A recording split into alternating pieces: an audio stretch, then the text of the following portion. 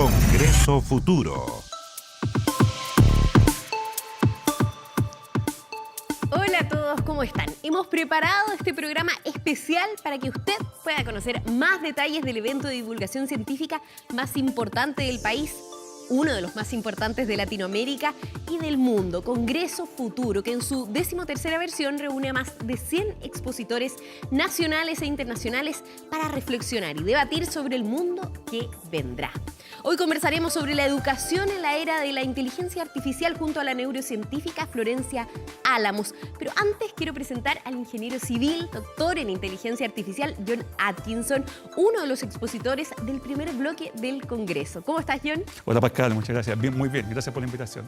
¿Estás ya preparado para este bloque? Va a estar en el bloque Análisis de Textos y Diálogos Inteligentes, bloque 1, o sea, abriendo los fuegos de lo que será este evento. Cuéntanos un poco de qué trata este bloque o en sí de tu exposición. Sí, para que contextualizar a las personas que quieran ir también, obviamente todo el primer bloque se refiere básicamente, específicamente al impacto de la inteligencia artificial contado de diferentes perspectivas. Va a haber una investigadora muy destacada norteamericana que va a hablar de aspecto ético, otra que va a hablar desde el punto de vista empresarial, y yo voy a hablar desde el punto de vista cómo las nuevas tecnologías, especialmente las que tienen que ver con el lenguaje, van a impactar nuestras vidas. En particular estoy hablando de lo que está detrás de lo que hemos vivido todo el año 2023, como ChatGPT, cosas por el estilo, y explicar un poco qué es lo que hay detrás en términos simples.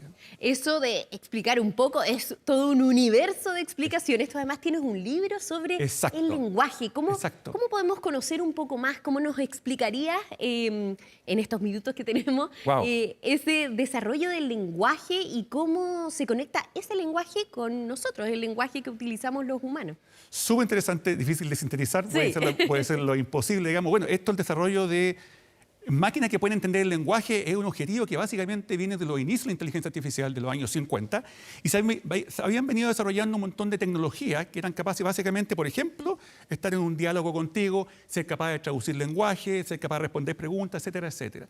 Y el punto de quiebre vino por ahí por el 2017, donde se empezó a desarrollar nuevas tecnologías que tienen un ingrediente particular y que vamos a conversar también en el Congreso Futuro y que tiene que ver con el foco del libro, que tiene que ver con la posibilidad de que las máquinas puedan predecir el lenguaje de tal forma de generar contenido. Por ejemplo, yo podría decir en este momento lo que estoy hablando, una forma de verlo sería que cada palabra que estoy diciendo yo es básicamente la estoy prediciendo en base al contexto de lo que he aprendido. Claro. Y las máquinas te pueden engañar también, en el buen sentido de la palabra, porque puedo estar generando una conversación como lo hacemos nosotros, pero todo es como un lorito parlanchín. Claro, porque ellos finalmente lo que hoy en día, o por lo menos lo que uno conoce, probablemente tú me puedes corregir, es que acumulan todo este banco de datos infinito y a partir de eso generan un lenguaje, generan una respuesta. ¿Podrían generar una respuesta que venga de ellos de forma más, ¿cómo decirlo? No se puede decir personal, ¿no? Claro, lo que pasa es que tú bien decías que todo tiene que ver con por así decirlo, las fuentes con las cuales se alimenta. Por ejemplo, este tipo de aplicaciones que procesan el lenguaje generalmente ha sido alimentada, entre otras cosas, de Wikipedia. Claro. Partimos de ahí, partimos por la base, ¿cierto? Algunas redes sociales, libros, literatura, científicos. Por tanto, lo que hacemos básicamente es estudiar cómo la gente escribe, cómo se comunican los humanos en literatura escrita, ciencia, Wikipedia, y a partir de esto generar cosas nuevas. A veces lo que puede pasar, y eso es sujeto de bastante discusión, es que podemos generar cosas, contenidos para los humanos que no necesariamente son verdaderos. Podemos generar ciertas cosas que a veces erróneamente se les llama alucinaciones, que las máquinas alucinan. Dentro de la temática de inteligencia artificial, entonces, cuando es lo que nosotros llamamos desinformación, fake news, se le llama alucinación. En este caso, cuando la tecnología o el motorcito que está por atrás, básicamente empieza a producir lenguaje, lo que va haciendo, para que no entienda la gente en simple, es como que va, ¿cierto?, prediciendo, y hay veces que se puede equivocar. Yo puedo predecir cosas que, si bien es cierto, pueden ser entendibles para los humanos, pero son falsas. Por ejemplo, yo te podría decir, Juanito compró un edificio, pero Juanito no compraba un edificio. ¿Tiene sentido? Sí, pero es falso. Pero claro, eso tiene que ver con el hecho que no siempre es perfecto. Como también hablamos los humanos, porque mucho de lo que hacemos los humanos tiene que ver con nuestra experiencia. Y a veces la experiencia, estas fuentes de conocimiento que usan estos motores, por así decirlo en simple, ¿cierto?, estos modelos, básicamente a veces son imperfectas y tienen los mismos problemas que tenemos los humanos, tienen muchos sesgos. Pero por eso mismo debemos ser conscientes de esos sesgos y de que no es infalible la inteligencia artificial. O sea, que hay un humano detrás. Claro, porque en el fondo es contenido que ha sido generado por humanos. Y lamentablemente, como humanos, valga la redundancia, tenemos sesgos naturales. Claro. Entonces, de repente, uno puede ver si uno se alimenta de información que venía de redes sociales, en particular como pasa con aplicaciones tipo ChatGPT, ¿cierto? Es lógico pensar, en redes sociales la gente opina, hay subjetividad, claro, hay cierto tipo de opiniones, por tanto, si yo aprendo, si fuera un niño, el niño aprende a partir de una red social, lo más probable es que va a aprender con sesgo. Claro. Entonces, obviamente, un cuidado que hay que tener ahí es cómo lo controlamos, seamos cautelosos. Claro. De hecho, en el capítulo del viernes vamos a conversar con otra expositora que va a hablar justamente de los sesgos de género que se producen Además, en la inteligencia artificial. El chat GPT que tanto se ha popularizado el último tiempo, tú que vienes investigando este tema hace mucho tiempo, ¿se esperaba que se produjera un cambio tan radical de la inteligencia artificial que empezara a verse de manera tan notoria, por ejemplo, en aplicaciones como el chat? Yo creo que esta es una súper buena pregunta, porque de hecho si hay algo que marcó el punto de quiebre entre lo que se venía haciendo, o en general, inteligencia artificial es lo que se venía haciendo en los años 50 hasta ahora, que hay muchas más cosas que en general la gente no conoce. Pero el punto de quiebre fue que de alguna forma tuviste con el palo al gato en el sentido de que ChatGPT o aplicaciones similares vinieron a democratizar y dar acceso. Quizá sumándome una campaña mediática de marketing extremadamente importante. Claro. Yo diría que quizá esa es la diferencia principal. Porque si tú miras el pasado, vas a ver hay otras aplicaciones, pero y mucho probablemente mejores, pasaron y tecnologías que desapercibidas. hacen cosas, justamente, que hacen cosas mucho mejores, que no son tan integradas, cosas mucho mejores, que resuelven muchos problemas que tiene ChatGPT, pero que la gente no los conoce. ¿Por qué? Simple, porque no hay acceso, están todavía a nivel de investigación y desarrollo, por tanto, aplicaciones como estas vinieron a quebrar un poco el espectro en el sentido de decir, ok, ahora tenemos esto, he avanzado, pero lo vamos a dejar a tu disposición, con todos los errores y problemas que esto puede traer, obviamente. Claro.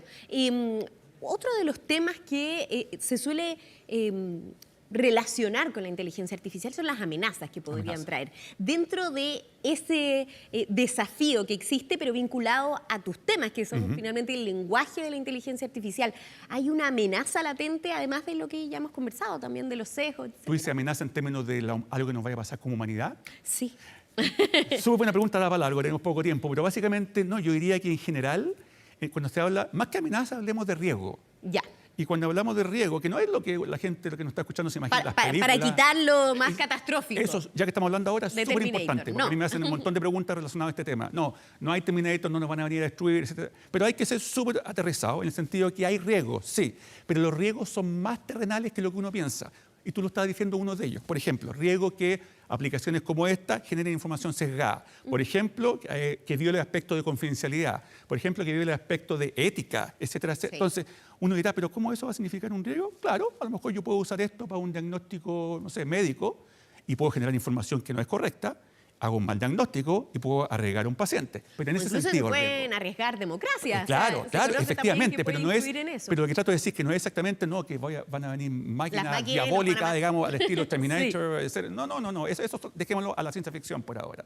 Básicamente los riesgos que de hecho son tan importantes que actualmente ya hay una propuesta internacional generada por la Comunidad Europea que está tratando de regular. Porque efectivamente hay riesgo, pero mejor hablar de riesgo más que amenaza, que suena un poquito como de película, en el fondo. Claro, una visión menos catastrófica. Menos catastrófica, sí. John, ya se nos pasa el tiempo volando. ¿Cómo invitarías a las personas a ser parte del Congreso Futuro, en específico de tu bloque, pero también de toda esta semana en que se comparten visiones desde distintos lados y desde distintos ámbitos enfocados en la ciencia? Sí, yo diría que lo principal, y no solamente en mi caso, sino para todos los expositores, yo he participado más de una vez en el Congreso Futuro, es que esta es la oportunidad para que las personas comunes y corrientes no solamente accedan al conocimiento de punta, de lo que seguramente, en particular los lenguajes, ChatGPT, hemos escuchado durante todo el año 2023 por todos lados, sino que además lo acceda de forma simple, sí. que no siempre es factible hacerlo. Tú generalmente tienes que acceder a literatura científica o estar estudiando, y esta es, yo creo que la gente que aproveche, porque es la oportunidad de acceder a conocimiento de clase mundial y en términos simples, de tal forma que todos lo pueden entender. Y ustedes se encargan de eso, de tratar de llevarlo a la ciudadanía. De bajarlo a la ciudadanía. Que pueden ir de forma presencial u online, a través de las plataformas en que se va a transmitir Congreso Futuro. Entonces, John, 10 a.m. va a estar en Revolución Evolutiva, este bloque, el primero que va a abrir los fuegos del Congreso. Exacto. Muchas gracias, John. Gracias a ti, Pascal. Y bueno, es nuestro afán que conozcas sobre los temas y las distintas dinámicas que se desarrollarán en Congreso Futuro. Sergio Hinojosa nos cuenta más. La inteligencia artificial ha avanzado a pasos agigantados durante los últimos años, lo que puede generar cambios trascendentales en muchos ámbitos, progresos y avances científicos. También está envuelto en un halo de incertidumbre y amenaza. Por ejemplo, ¿cómo se regula? Esta y otras temáticas se tomarán la agenda de la nueva versión del Congreso Futuro, evento gratuito y abierto a la ciudadanía que celebrará su 13ª edición en Chile y que tendrá más de 140 exponentes locales y del mundo. Trabajo mucho en temas de regulación, marcos éticos, planes estratégicos a nivel mundial en inteligencia artificial, pero también me interesa mucho la parte de divulgación y concientización, ¿no? Cómo llegar a cada una de las personas y sean conscientes cómo impacta la inteligencia artificial. En este marco escribí un libro que se llama El Imperio de los Algoritmos, que justamente en el libro lo que busco es crear conciencia acerca del impacto real que tienen los algoritmos en nuestra vida a través de casos concretos y reales como son las plataformas digitales, las redes sociales, el reconocimiento facial. El trabajo que hacemos nosotros está cada vez más potenciado por la inteligencia artificial. Y este año, como bien lo sabes, el tema del Congreso Futuro es ver justamente dónde nos lleva la inteligencia artificial y me importa compartir un poco con el público cómo estamos tratando de acelerar el desarrollo de medicamentos gracias a la inteligencia artificial. En el evento se debatirá acerca de la tecnología en las más diversas áreas. Los expositores darán charlas de tópicos que van desde la medicina y psicología hasta la crisis climática y la planificación urbana. No es novedad que la ciencia está presente en nuestra vida cotidiana, por ejemplo, en algo de lo que todos disfrutamos, la comida. Ahí, en la cocina, es donde ocurren grandes procesos científicos y en Congreso Futuro habrán talleres que explicarán estos temas.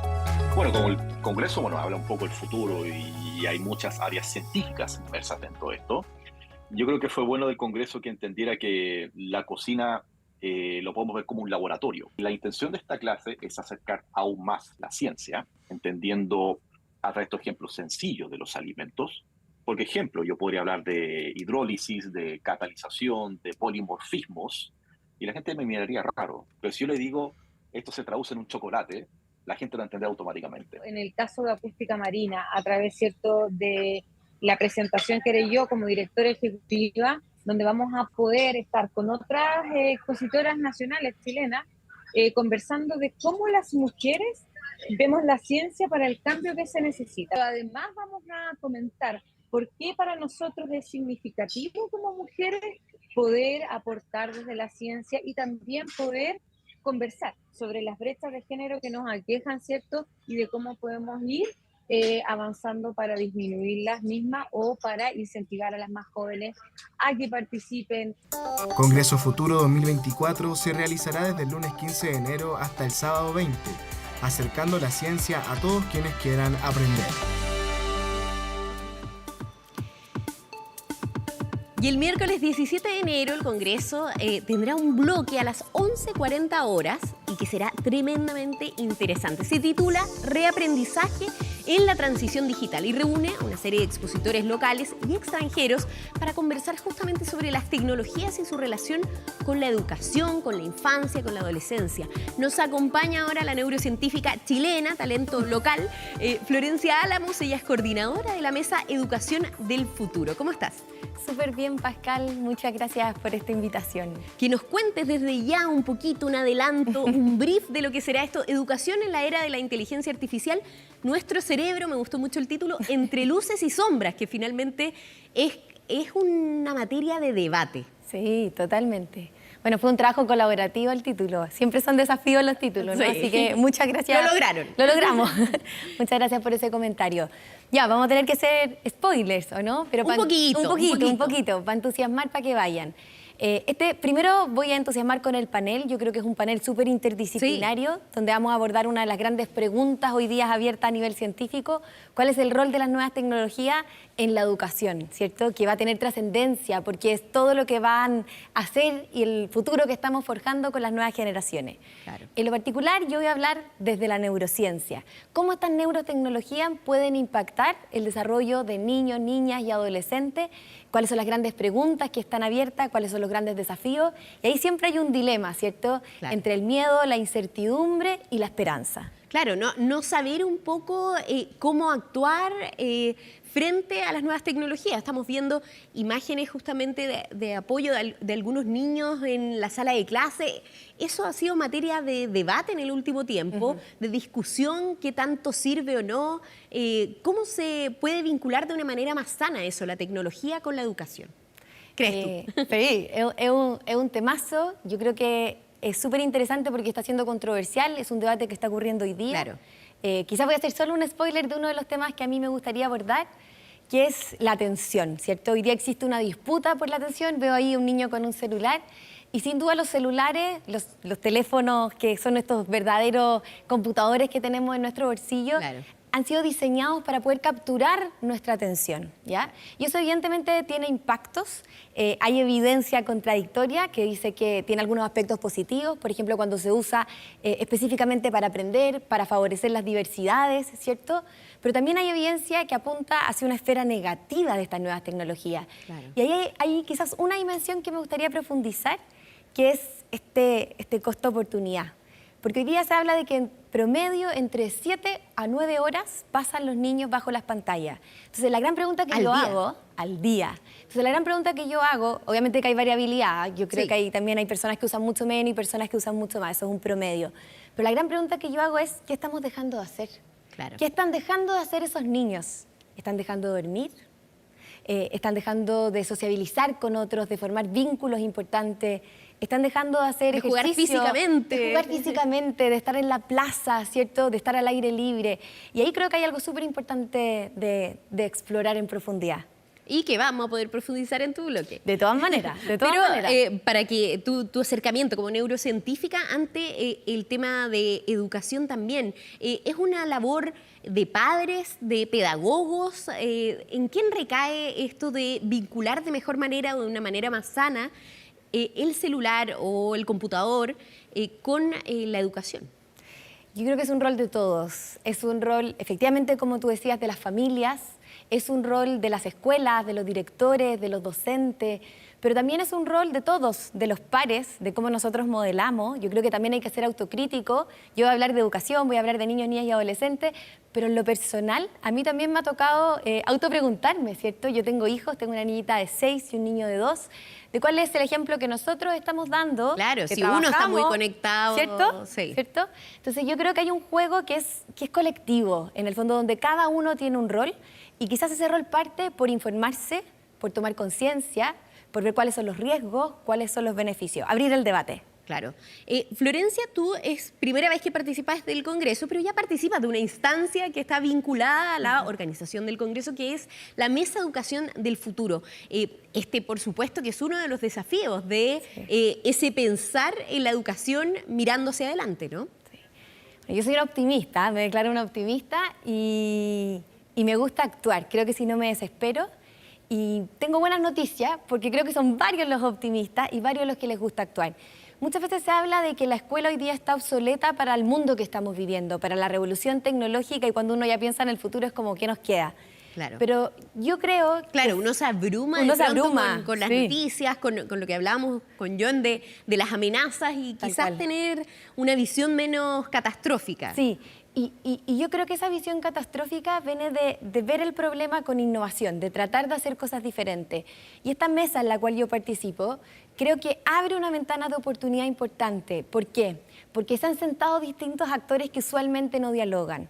En esa mesa están los docentes, ¿cierto?, que son voces tan importantes. Están los directivos, está el mundo de la academia, y representado en su amplia gama, porque generalmente suele pasar que uno mira estos problemas más monofocales. Sienta a alguien experto en educación, sienta a alguien experto en datos, pero acá hemos decidido invitar a antropólogos, a filósofos, a neurocientíficos, por supuesto, a matemáticos. Algo interdisciplinario. Súper como ocurre interdisciplinario. con las patologías. Yo tengo un programa de salud en 24 horas, el especialista responde. Y siempre que hablamos del tema es lo mismo, que si bien un especialista está enfocado en el problema directamente, no hay una solución perfecta posible si es que no se involucran otras disciplinas, ¿no? Tú tienes toda la razón, y más cuando nos enfrentamos a problemas complejos. Hoy día como que la ciencia ha cambiado, ya no se necesitan genios individuales, sino que se requiere un trabajo colaborativo, articulado, interdisciplinario. Y eso está sucediendo en esta mesa, y yo quiero apostar a que eso va a traer nuevas miradas. Hay elementos que hoy día están ausentes del debate educativo porque estamos viviendo una contingencia, ¿cierto? Necesitamos reactivar la educación. Claro, pero y con problemas puntuales también tal nos cual. han quitado Asistencia, ¿cierto? Desempeño claro. académico, también indicadores socioemocionales que son preocupantes, pero se requiere también una mirada de largo plazo, ¿cierto? Se requiere ver elementos que hoy día están un poco más tímidos o olvidados en la discusión. El pensamiento crítico, los dilemas éticos a los cuales se van a enfrentar los niños, niñas y adolescentes. Sabemos también que los trabajos están cambiando a una velocidad muy acelerada. Necesitamos que esos niños tengan mayor flexibilidad cognitiva, ¿cierto? Se van a enfrentar a un campo laboral completamente distinto, que probablemente nos enfrentamos nosotras, nuestros padres, etcétera. Sí. Y eso tiene que estar en el aula, eso tiene que llegar al aula. Les tenemos que dar esas herramientas para que ellos puedan desenvolverse hoy día y en el futuro. Perfecto. Florencia, ya nos queda el último minutito para que invite a las personas. Yo sé que ya con lo que has dicho has convencido a bastantes de que hay temas interesantes y entretenidos en los que van a poder escuchar y aprender este miércoles 17. Pero ¿cómo invitarías a las personas a participar? No solo de ese bloque, sino de otras instancias de Congreso Futuro. Se me pasó volando esto. Ya, voy a invitarlo con mucho entusiasmo. Yo soy una fanática del Congreso Futuro y creo que en este Congreso Futuro ocurre algo particular, que es que hay muchas preguntas abiertas que están por responderse y probablemente voy a hacer una invitación especial a los niños, a las niñas, a los adolescentes, porque ustedes van a ser los protagonistas de esa búsqueda de respuesta. Así que vayan, porque necesitamos que ustedes sean catalizadores, que abran los debates en los distintos espacios, en el pasillo de un colegio, en el metro, y que empiecen desde ya a buscar soluciones creativas, porque de todos estos desafíos, y cuando preguntamos, ¿y ahora qué hacemos?, ¿cierto?, que el gran eslogan del Congreso Futuro es con todos y con todas. Muchísimas gracias, Florencia, y muchísimos convencidos, yo creo, ya de participar y aprender sobre las temáticas que ustedes van a llevar a cabo la próxima semana, de lunes a viernes. Estamos remarcando, mentira, de lunes a sábado. ¿Sí? Sí, de lunes a sábado, del 15 al 20 de enero. Muchas gracias, Florencia. Gracias a ti. Te invito, eso sí, a que conozcas algunos de otros nombres que se darán cita en el evento. Revisemos, por ejemplo, expositores destacados también en Congreso Futuro. El jueves 18 habrá un grupo imperdible de expositores, entre los que se encuentra el alemán Martin Hilbert. Él creó el programa de Sociedad de la Información de la CEPAL, su exposición llamada El bien y el mal en el uso de la inteligencia artificial. ¿Quién se hace responsable? Estará en el bloque de las 10:30 am, Luces y sombras en la máquina. Pero no todos los temas se relacionan con la inteligencia artificial. El martes 16 de enero, en el bloque de las 15 horas, podremos conocer más el trabajo de la glacióloga y paleoclimatóloga italiana Florence Colleoni. Ella tendrá una intervención titulada ¿Cuándo la Antártica florece? ¿Algún problema? También queremos destacar la participación de talentos locales. El miércoles 17, tal como Florencia, estará en el bloque, eso sí, en un bloque distinto, Reencantamiento con la Ciencia, el matemático, presidente, de hecho, de la Sociedad de Matemáticas de Chile, Mario Ponce, quien se cuestiona cómo con 33 preguntas podemos saber quién es cualquier persona en el planeta. Con esa pregunta, ¿se imaginan ustedes poder determinar solo con 33 preguntas a cualquier persona del planeta? Interesante bloque también que se dará cita la próxima semana. Son muchísimos los expositores que estarán en Congreso Futuro, bien digo. Recuerde que puede encontrar el programa detallado del evento en congresofuturo.cl y que si quiere participar de forma presencial, las entradas son gratuitas y se adquieren a través de Punto Ticket. Revise, por supuesto, las plataformas digitales de TVN también para más información. Ahora me despido y los invito para mañana, por supuesto, un nuevo capítulo y para que sigan en sintonía de Canal 24 Horas. ¡Chao!